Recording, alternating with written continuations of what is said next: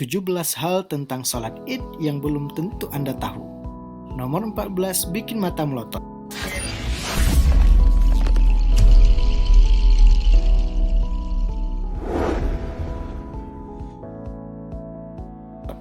Oleh Ustadz Wildan Jauhari. 1. Sholat Id terdiri dari dua kata, sholat dan Id. Sholat ya sholat. Kalau Id, secara bahasa berasal dari kata artinya kembali dan terulang, karena kita senantiasa menjumpainya setiap tahun. Secara istilah, Id itu ya hari raya, yaitu hari di mana kita mengenang sesuatu yang berharga, peristiwa besar di dalamnya. 2. Sholat Id, Idul Fitri dan Idul Adha, disyariatkan pertama kali pada tahun kedua Hijriah. Jadi sholat Id pertama yang dilakukan Nabi SAW ya sholat Idul Fitri.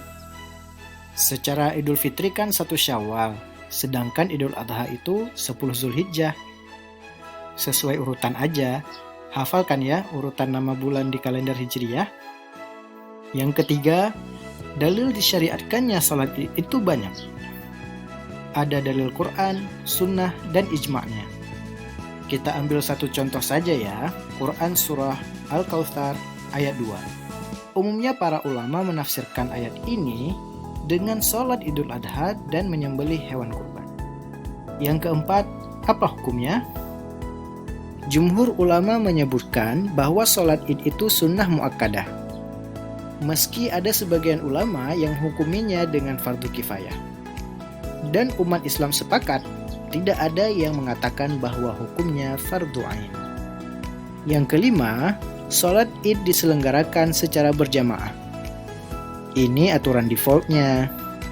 Sebagaimana contoh dari Nabi SAW dan para sahabat, adapun yang tak bisa dengan berjamaah, tetap disunnahkan mengerjakannya meskipun sendirian.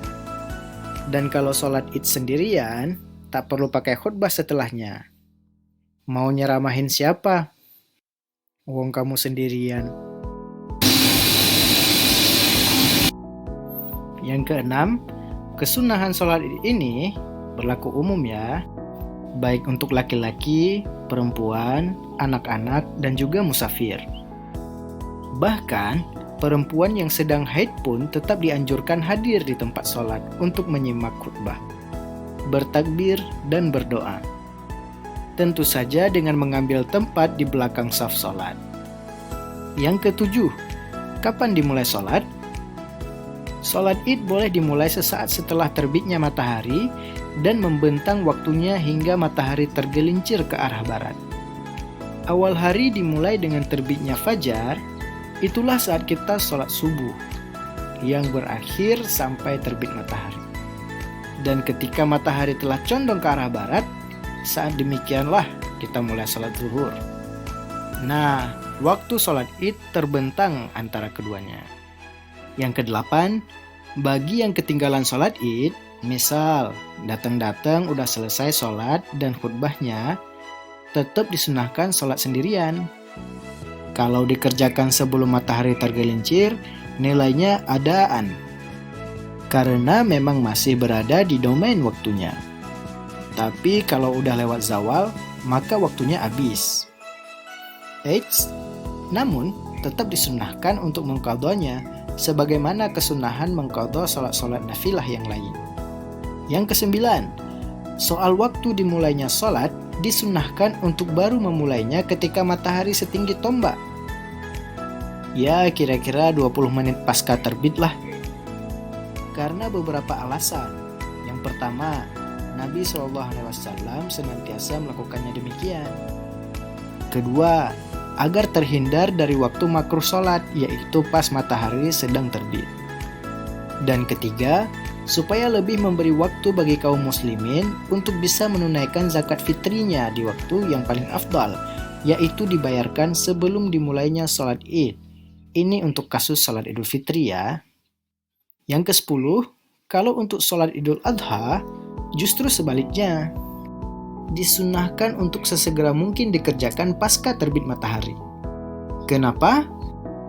Agar cepat selesai sholatnya dan cepat mengeksekusi hewan-hewan kurban. Kan enak kalau pada zuhur udah beres tuh tongseng atau gulai kambing. Yang ke-11, sholat id tidak perlu pakai azan dan iqamah. Cukup diganti dengan seruan as-sholatu jami'ah.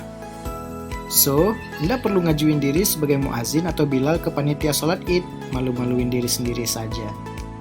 Yang ke-12, terakhir kita bahas soal tempat ya. Sholat id boleh diselenggarakan di tanah lapang atau juga di masjid. Kalau masjidnya luas, bisa menampung jamaah sholat, maka sholat id di masjid lebih afdal. Karena masjid lebih mulia dibanding tempat manapun. Apalagi kalau kondisinya memang tidak memungkinkan untuk sholat di tanah lapang, seperti hujan, salju, udara sangat dingin, dan lain-lain. Yang ke-13, jika masjidnya sempit, hanya muat untuk sebagian kecil jamaah, maka yang afdal ya sholat di tanah lapang. Sebagaimana Nabi SAW dahulu dan para sahabat senantiasa sholat di tanah lapang, karena memang jamaah yang hadir membludak saat sholat id. Laki-laki, perempuan, anak-anak yang sehat, yang lagi haid, yang baru dapat THR, yang habis borong kongguan, yang ini, yang itu, semua hadir. Rame, Masya Allah. Yang ke-14, ada lagi yang menarik, yaitu jika seorang imam atau pemimpin atau pemerintah setempat mengajak kaum muslimin untuk keluar sholat id ke tanah lapang, bagusnya ditunjuk pula salah seorang atau tim untuk bertugas menjadi imam dan khotib di masjid, khusus untuk jamaah tertentu seperti orang tua yang sudah sepuh, yang sedang sakit, disabilitas, dan sebagainya. Sebagai kemudahan bagi mereka ini tetap sholat dan mendapatkan semua keutamaan di hari raya itu. Sebagaimana dahulu Ali bin Abi Thalib radhiyallahu anhu menunjuk Abu Mas'ud Al-Ansari radhiyallahu anhu untuk memimpin sholat di masjid, sedangkan beliau keluar untuk memimpin sholat di tanah lapang. Yang ke-15, dalam situasi yang tidak normal, seperti adanya pandemi virus corona sekarang ini, bolehkah sholat id di rumah? Jawabannya, boleh. Para ulama tetap menganjurkan untuk sholat id secara mandiri, baik di rumah atau yang selainnya, jika memang tidak memungkinkan berjamaah di tanah lapang atau masjid sebagaimana dalam kondisi normal. Tentu saja beda daerah, beda hukumnya. Seperti kata pepatah, lain lubuk, lain ikannya. Ada zona merah, ada zona hijau. Ada aku, ada kamu. Loh, bagi masyarakat zona merah, sebaiknya memang tidak keluar dan sholat id di rumah saja. Bisa sendiri atau munfarid atau berjamaah bersama keluarga. Di zona hijau, silahkan sholat id berjamaah dengan tetap waspada dan menjaga protokol kesehatan yang dianjurkan. Yang terakhir, intinya, dalam kondisi seperti saat ini, sebelum mengambil keputusan, tanyalah pada pihak-pihak yang punya otoritas di kawasan Anda masing-masing. Para ulamanya, ahli medis, dan pemerintah setempat. Jangan hanya bermodal perasaan. Itu sama sekali tidak cukup. Sebab, berapa sering kita ini dikecoh oleh perasaan kita sendiri. Kita suka seseorang dan ngerasa yakin dia juga suka. Setelah semua dikorbankan, ternyata cuma berakhir jadi tamu undangan di hari dia nikahan.